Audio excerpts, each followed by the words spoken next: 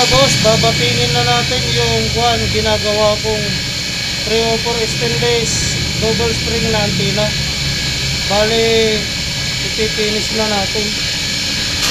Ganito lang mag-bapping mga boss. Ay, lalagyan lang natin ng ganito. Yung bapping soup or bapping grain.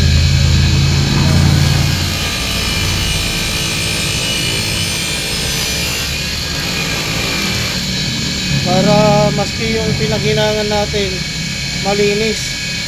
Ayan, hindi halatang may pinag-weldingan dahil TIG welding yung gamit natin. Kaya pala ito yung mga ibang nagawa ko na.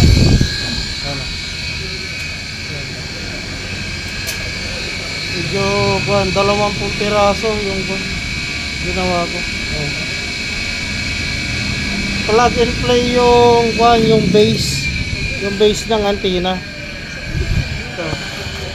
Ito yung pinaka natin. Ito yung pinaka base natin. Tapos yung stick. Ito yung stick natin. 304 na stainless na rin tong stick natin. Tapos plug and play din yung pinaka stick nya dito sa base na to.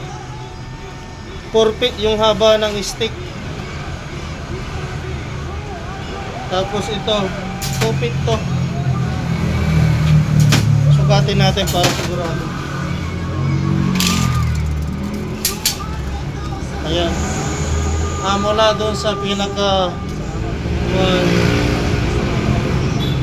ayan, 26 inches. Ayan, plug and play yan dito.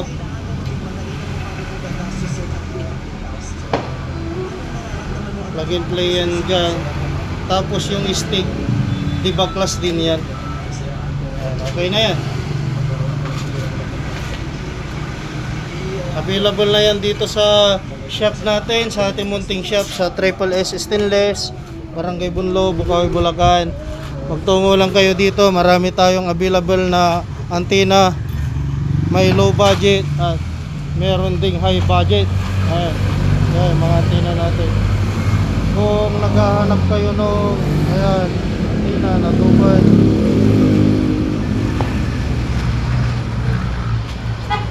amang na antenna, meron ball wave antenna, meron tayo dyan, lampara, kabayo. Marami po kayong pagpipilan dito, lalo na sa mga tambutso. Maraming salamat mga boss. Please like, follow and share. Thank you. God bless. Pasensya na nakamas ako dahil sobrang malikabok.